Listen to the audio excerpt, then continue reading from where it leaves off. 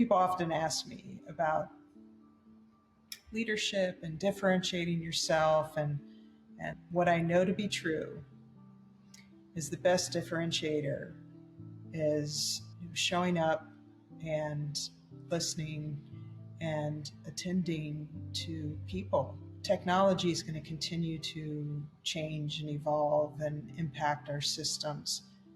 We are going to need organizational leaders that understand people more than ever. We need great technologists, but the technology is going to impact human systems. And I'm always cognizant, whether I'm teaching graduate students or whether I'm working with clients, to really reference it as human systems. And that's just as a reminder that our organizations and our companies are comprised of humans.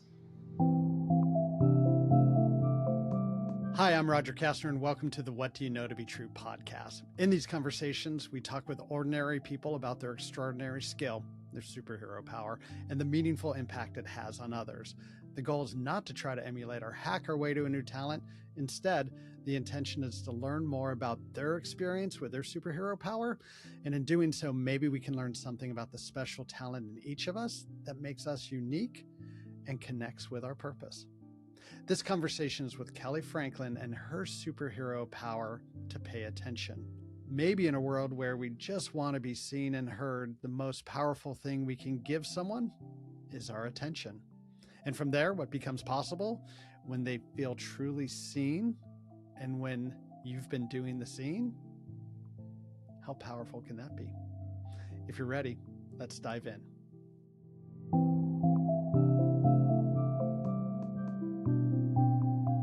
Hey, Kellee, it's nice to see you. Thanks for joining.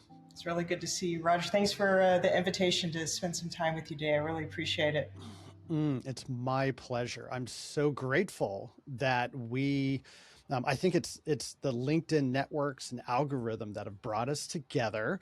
What I know to be true about you is you're involved in a lot of different subjects, and you always have the most, if not a very intelligent thing to say, thought-provoking questions and comments about those topics.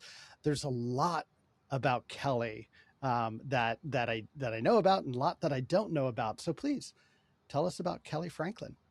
Well, you're extraordinarily kind, and I appreciate that very much. Broadly, I am a business transformation and innovation consultant and have done that for the betterment of my career. I also do a lot of teaching at a number of different academic institutions within the United States as well as internationally.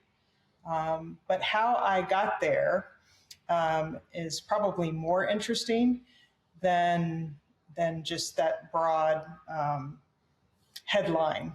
So most of our guests will sit at this interesting intersection of two or three interesting topics. Kellee, when I look at your profile, when I look at the things you talk about, you're at a 6 or 7 way intersection when you add up all the significant work that you're doing, whether it's in org development or leader development, coaching, strategy, technology, human-centered design, all the education and instruction you do. There's probably a few that I'm not aware of yet. What do you find to be that through line? And maybe it goes back to those moments earlier on, but what do you find to be that through line of all the different work that you have done and are still doing? And I think that's a great question. And actually, I take that as a great compliment at the kind of the multifaceted way that not only I see the world, but the way that I see the work that I've done and continue to do. And I think it does come back to a quote that I've always resonated with by Owen Waters, which speaks to the fundamental thread of human potential, which I think holds all of those things together. And the quote is, "In a universe created by infinite being, each one of us has, by design, infinite possibilities." And so whether I've been working with organizational systems on very sophisticated technologies or all the way over to global humanitarian organizations. The thing that kind of hangs all of those systems together are the humans that reside within those amazing systems. And, you know, I really truly believe in the infinite possibilities of every single individual.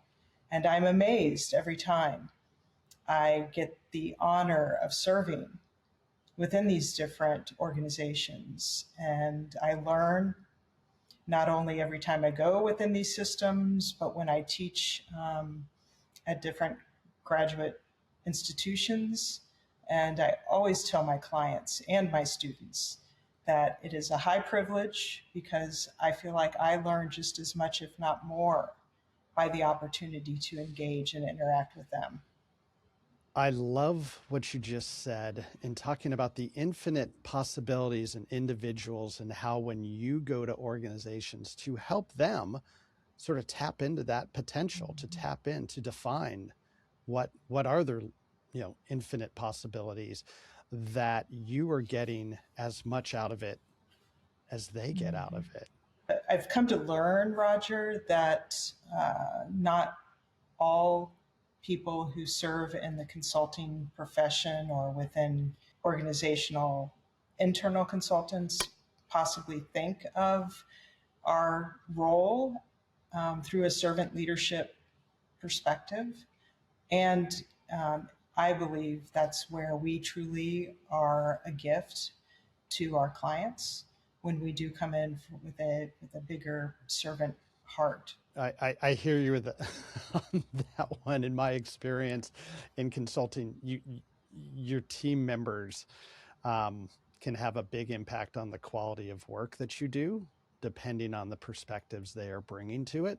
And I know I will have chemical reactions, and I've had chemical reactions in the past when my team members are not approaching it from that servant leadership approach. And if you're familiar with Edgar Schein's work, but he believes that the client owns the problem and the solution. And I think sometimes that we as consultants will go into systems that we really are not a part of and try to control things. And that really isn't necessarily our role. Our role is to help facilitate, to listen and to pay attention and to navigate and to advise. But we really have to help our clients become a part of the transformation effort. I so believe what you're saying to be true. I've found it to be true in my own experience, whether it's consulting, whether it's coaching. The more we try to put ourselves in the middle of that solution, we're creating unsustainable solutions for someone else. Like our advice and our expertise in the middle of their solution when they're the experts in their organization or in themselves, really that feels like malpractice more than actual help. And I was watching recently a TED Talk with Anne Lamont talking about we should stop letting our help get in the way. And really love that perspective. But I found that to be so true as well, that if we honor the experience and the expertise of our clients and our coachees, and they are the expert in themselves, and our role is to just help facilitate the unlock and the definition to provide that clarity and that path to the next step, that's where we really add value. I couldn't agree more. And I often say, if you're in this business for immediate gratification, you're probably in the wrong line of work. And what I mean by that is, and you probably know this very well, that we are often invited into systems, again, that we're not a part of. We're sort of the visitor. And we go in and we work with teams and organizational leaders, and then we leave. Again, back to Shines, it's the client who owns the problem and the solution. And it ultimately is the client who makes the decision whether they take your advice, your counsel, you give them research, you give them data, And there have been situations with, large engagements that I've worked on and I've walked away from, and I've been like, I wonder if that really worked out. Before we hit the record button, you shared a story about coaching Mhm. basketball Mm. with 12-year-olds. Could you share that story again? Because I think it's really applicable to this point. Yeah, well, I mentioned to you that I played college basketball, and then when I retired, I decided to volunteer and coach 12-year-old girls basketball to give back to the community. And I wanted to apply philosophically some of the things I was learning as I was going through my doctoral studies um, with these with these young girls, and so the girls would play their game over the weekend, and then we would have practice during the week. And I thought, rather than me as the expert come in and tell them what I saw they did well and tell them what I saw they could improve upon, that I thought it would be more useful for us to sit down collectively as a team and for me to ask them, what did you think we did well and what do you think we could do better? And these 12-year-old girls, so you think about 12-year-old girls, are probably sixth, seventh grade, they could articulate very specifically what they did well and where they could make improvements. And most of the time, Roger, far beyond things that I could even think of. And I found that what they did just in that team setting mirrors my experience within organizational systems. And what it translates to is a higher level of, in my experience, of engagement. You're engaging them in the process. They're getting education about the game, and but more importantly, empowerment. You're empowering them to make decisions, and I think higher level of productivity.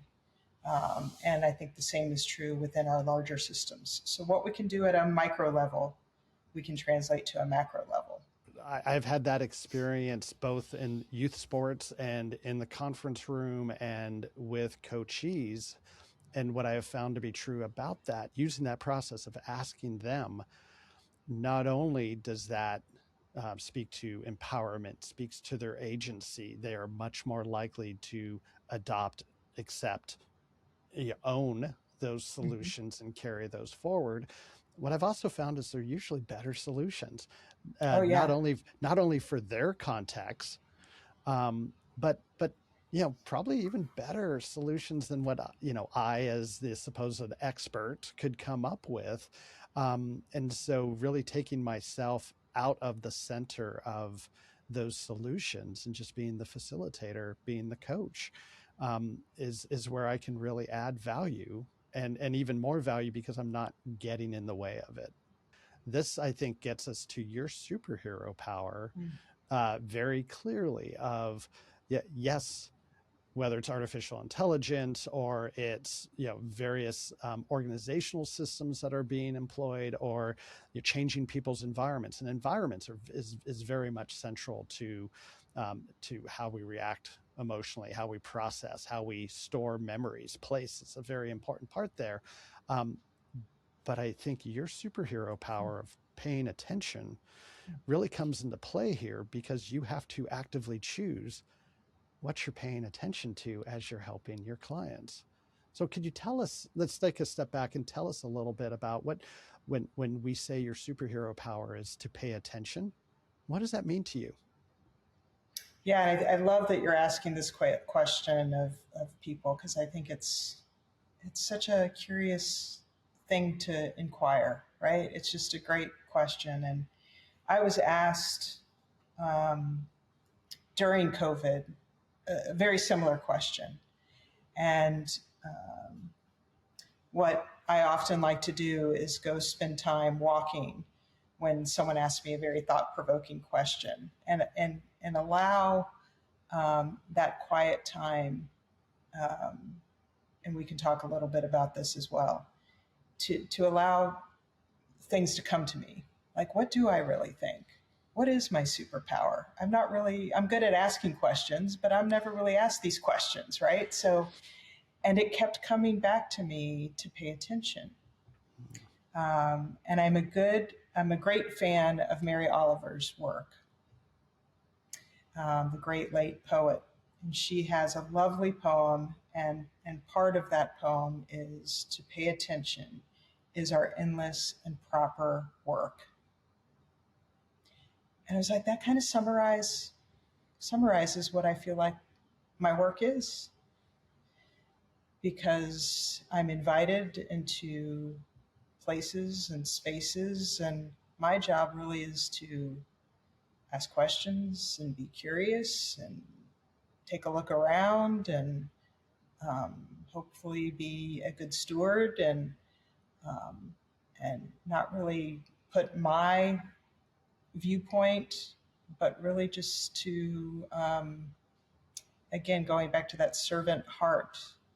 And so I think that's kind of an important thing to pay attention. And with the onslaught of technologies, I think sometimes the attention part of it gets lost because we're trying to keep up with the pace of so much and so much noise. And that sometimes slow is good. Sometimes slowing down is good. Sometimes taking a walk is great. Yeah, this idea that paying attention is the enduring work, it's also such a gift, because how, everyone wants to be seen, everyone wants to be heard.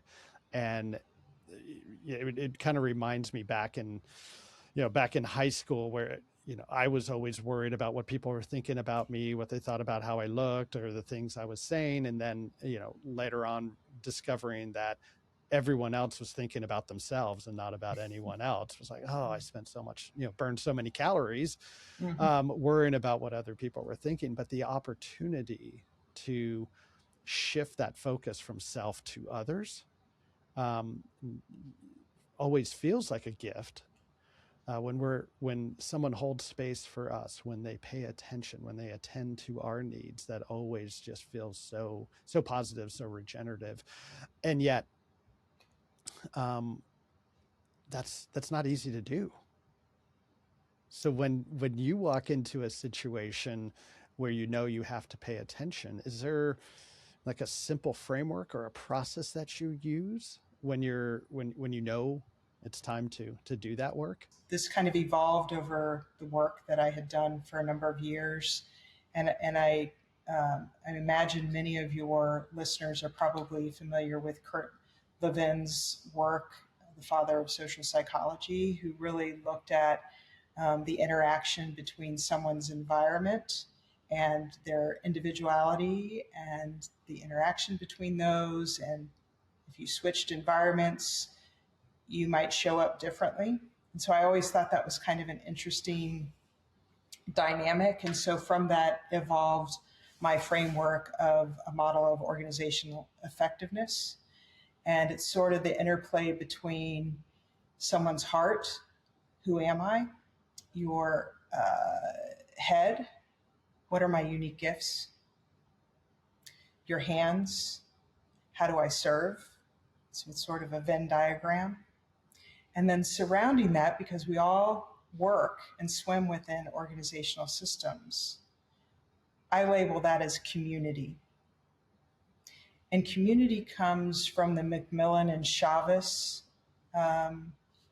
framework of what they define as community.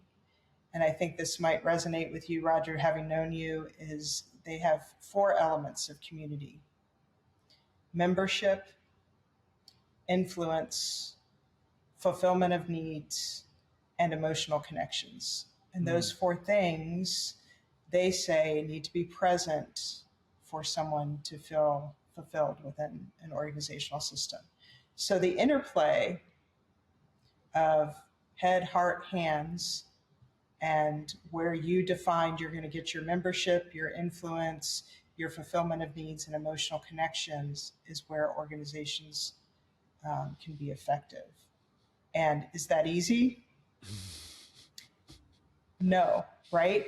But, Kurt Levin, much more seasoned than you and I, had studied that and the interplay between, someone needs to know their individual wants and desires, and they also need to be in a place that honors those.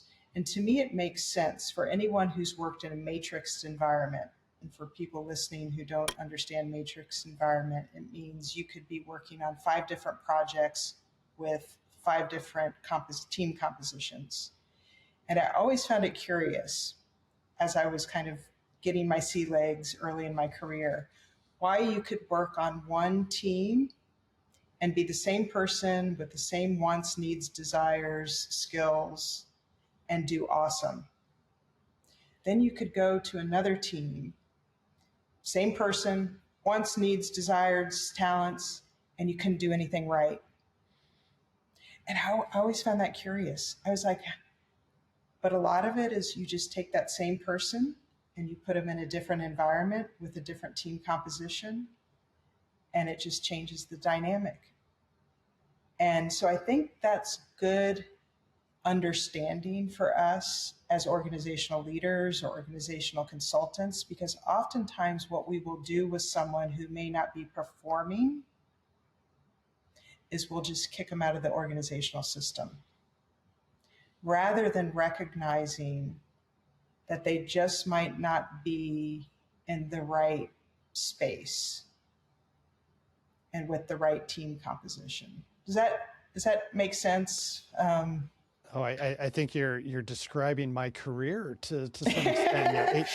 18 years of consulting, where every 3 to 6 months it's a different organization. I'm sure this has helped you inform your thoughts on this as well. Where sometimes, we come in and we do exactly what we hope to do, and we're able to deliver value and create great lasting relationships with our clients.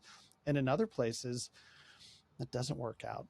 And I think it is, I think it's a combination of environment and context. I think it's also, sometimes our needs, as you were saying, of coming in and like, I want to be a servant leader. I want to develop trusted advisor relationships. I want to do these things that give me satisfaction.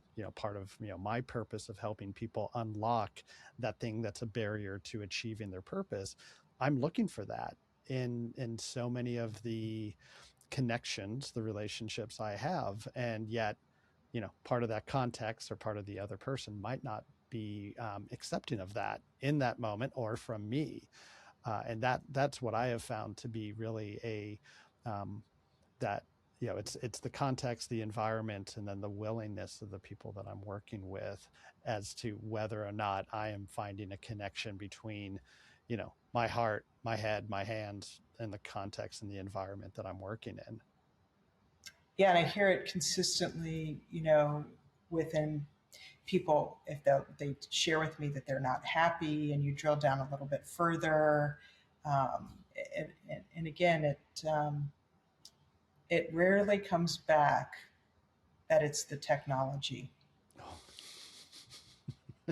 Rarely comes back. I mean, people may be frustrated, I'm not getting the tools and the resources, or I don't understand the tools and the resources, but it's usually that they don't feel, as we've kind of articulated here, I don't feel seen, I don't feel heard. And just a readjustment of that oftentimes cures it. So what does it feel like when you've been able to apply your superhero power of paying attention and it's had a positive impact on others? What does that feel like for you? It is the most rewarding feeling. I mean, it's indescribable. I was recently out at an academic institution working with their senior leadership in Utah. And I had the great joy of getting a campus tour with the president's intern. And so he was driving me around in a golf cart. We had wonderful conversations about a whole lot of different topics. And he took me to their lovely stained glass mural that they have on campus, which is just absolutely beautiful. He is an accounting major. And the school is a liberal arts academic framework. And so I was talking to him about that. And I said, "Well, how do you like that? And why did you choose to come here?" And he said, "Well, I was a little resistant at first." And he said, I had to take this class where they made me study one of the stained glass frames and study it and write an entire paper about it. And he said, "I'm an accounting major." And he said, "I just was like, why am I taking this class? What does this have to do with accounting?" And I said, "Well, and what'd you think at the end of the class?" And he said, "I have to tell you, it was the most transformational learning experience and the most favorite class I've taken." And I said, "What did you learn from that?" And he said, "You know, there's things we know and there's things that we don't know." And I thought that was just so illuminating for me about just life, right? And that Mm-hmm.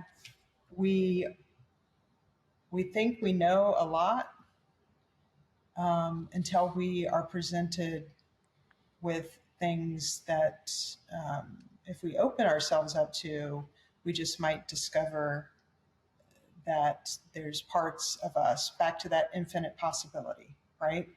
There's parts of us that are just waiting to be known. So tell me, Kellee, how is your superhero power of paying attention connected with your purpose? Oh my gosh, yeah, I love that. Um, to think about that. And I mentioned earlier that sort of the evolution of my interests kind of moved into the consciousness space, which I think when I look back at the totality of my career, that really has been something in existence even from a very young age. Um, and I became exposed during my doctoral studies to transpersonal psychology and some of the things related to transpersonal psychology, which I think are kind of relevant to purpose and my superpower, are that the transpersonal perspective really takes into account all information, and that even the data that we cannot define, and even things we don't know that we have words for. Um, and so I don't know if you've ever heard of the Michelangelo quote where he said David existed the whole time, that it was his job to just get rid of the excess marble. Mm.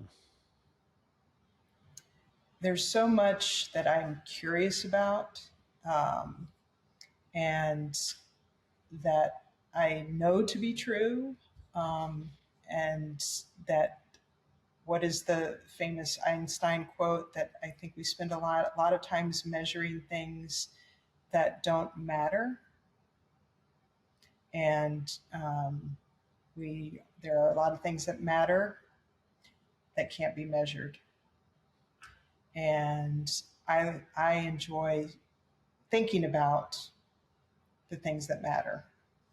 Early in my journey, 10 days after I graduated from college, my dad passed away, and I was a psychology student and had done, thought I knew everything, right? And then my dad passes away, and we had to put together as a family his memorial service.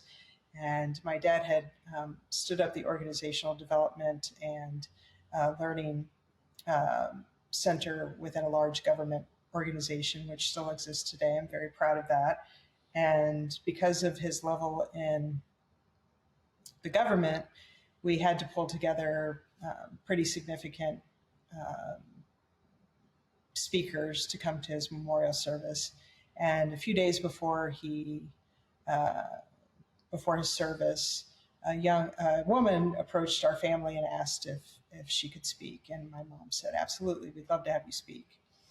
And my dad had touched a lot of people in his career, and so the church was very, very full. And the woman was the last person to speak, and she clearly was the only person who was not a professional speaker. But she said, every morning Mr. Franklin made sure I had a hot cup of coffee, and he'd always spend some time talking to me, asking me how my family was and how I was doing. And I'll never forget him. And Roger, out of all of the speakers that day, she was the only person who I remembered what she said. And it really was one of those moments as a young 22-year-old, fresh out of undergrad. I was like, that's it. That's what it's all about. Mm. Because all of those awards and accolades that my dad strived so hard to get, and I don't mean to diminish those at all, those all go into a box. It was the people that he impacted, the relationships that he made, that really is the imprint and the legacy that you leave. And so if you think about it as a young 22-year-old kind of getting out and getting started, that really has framed my thinking, my philosophy, and how I've sort of continued to navigate the rest of my career. That story is such a powerful reminder of the power of human connection. Mm-hmm. And to your superhero power of paying attention, it was clear that your father was paying attention to this individual who, in a lot of organizations, is overlooked. I mean, in a lot of organizations, these are the people who come in after everyone's gone. You don't even get to see these people. And yet, how many times do we work with people who we don't see, who we don't take the time to make that human connection with?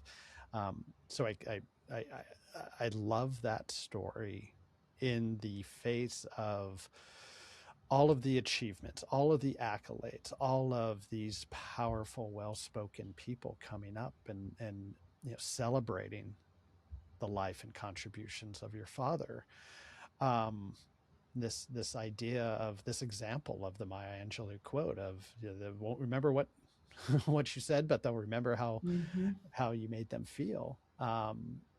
That's a shining example of that. And your dad is such a role model for organizations and for leaders and for people in organizations to remember the impact that we have, and really effectiveness in that context of working together is probably based on our relationships and human connection, and not the achievements or accolades. Mm-hmm. The co-founder of Intel said you have to connect people's heads with their hearts in order for their feet to walk. Mm-hmm. And I know that I've worked in a lot of systems that focus so heavily on the head. And they forget a lot about the heart. And I can tell you that if you don't involve the heart, those feet are not going anywhere. And that's what's true of personal life can be applied to business life. So yeah, earlier in my career, when I was focused on change management, a lot of the work seemed to be focused on, boots and butts. Like, how do we get the people to go in the right direction, and how do we get their butts in the right place to do the work? And it wasn't focused on head and heart. And the path to boots and butts comes through the head and the heart. Literally that makes sense, but I think also in our experience we found that to be true. And the ignore the heart at your peril. Like, if we're not bringing people's hearts along, it's an uphill journey for sure. People often ask me about leadership and differentiating yourself and those sorts of things. And what I know to be true is the best differentiator is showing up and listening and attending to people. Technology is going to continue to change and evolve and impact our systems. We are going to need organizational leaders that understand people more than ever.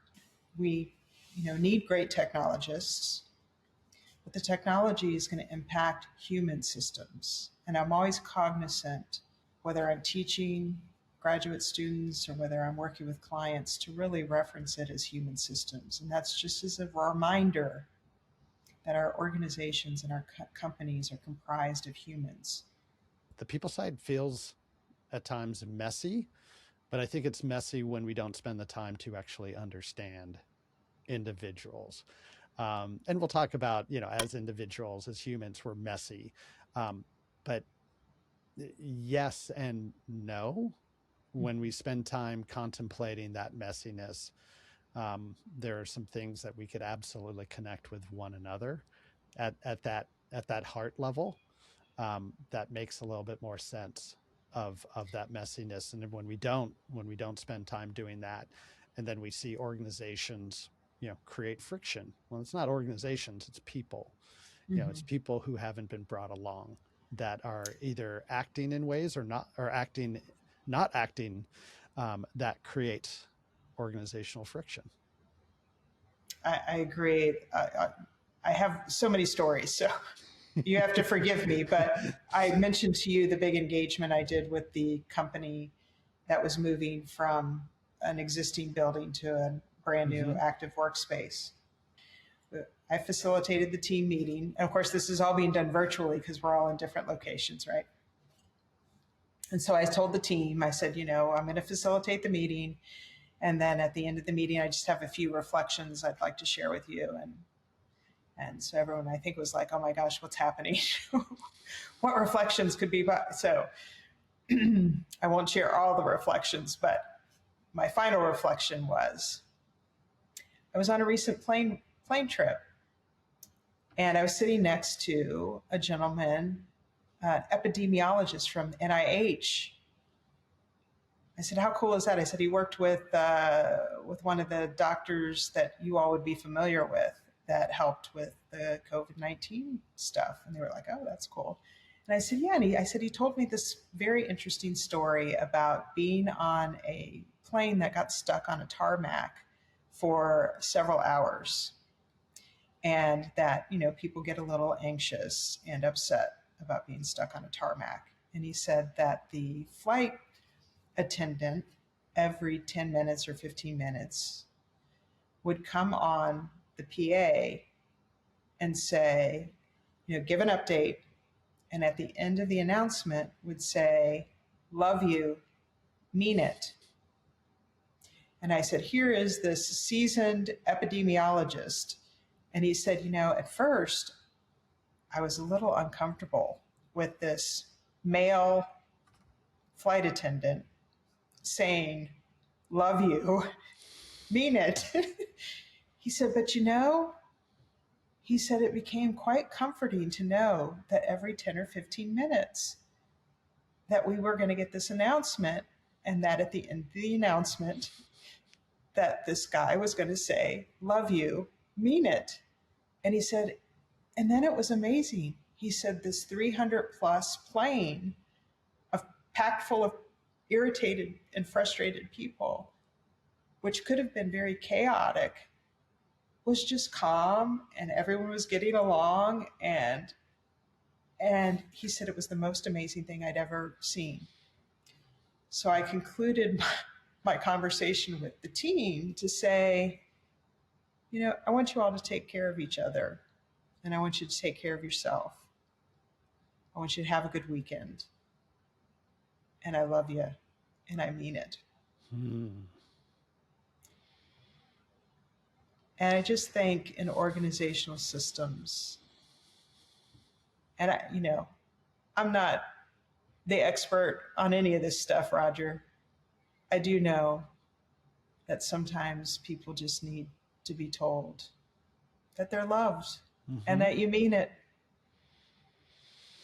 Yes, that's so powerful. I think the word love is not used enough in our work relationships at all. And I think obviously it's clear you bring love into the work that you do and how you attend to the leaders and the coaches and the teams that you work with. And I think it's apparent in the office when we're working with people, when people are bringing a sense of love to the work, to the relationships, and yet we don't acknowledge that. And that's an interesting contrast, that if we're paying attention to it, we can see it everywhere. But we don't call it what it is. I love that idea of labeling it. And then that extra kicker of mean it. Yeah, sort of. Isn't that great? Yeah, I love that. the love you probably like snaps people to attention, and the mean it just seals the deal. So I also love that you have been paying attention to my needs enough to know that I was going to ask, what do you know to be true? And so you just went and answered it anyway, without waiting for me to ask it. So I love that. But what have you believed early on about paying attention that you've come to learn is not true? Technology is never going to solve what ails the human heart. It's just not. And again, I'm a big proponent of technology. I've worked with some of I think my background is in intelligence and defense. So I don't want people to walk away and say, oh, she's just a big softie. Because I am. But I have worked, I have, and I think this, I have worked with, some of the, highest levels of our government, and some of the most sophisticated technologies that are out there. And I'm a big fan of all of those. And even in those organizations, some of the topics that we've addressed today, those technologies have so many potential.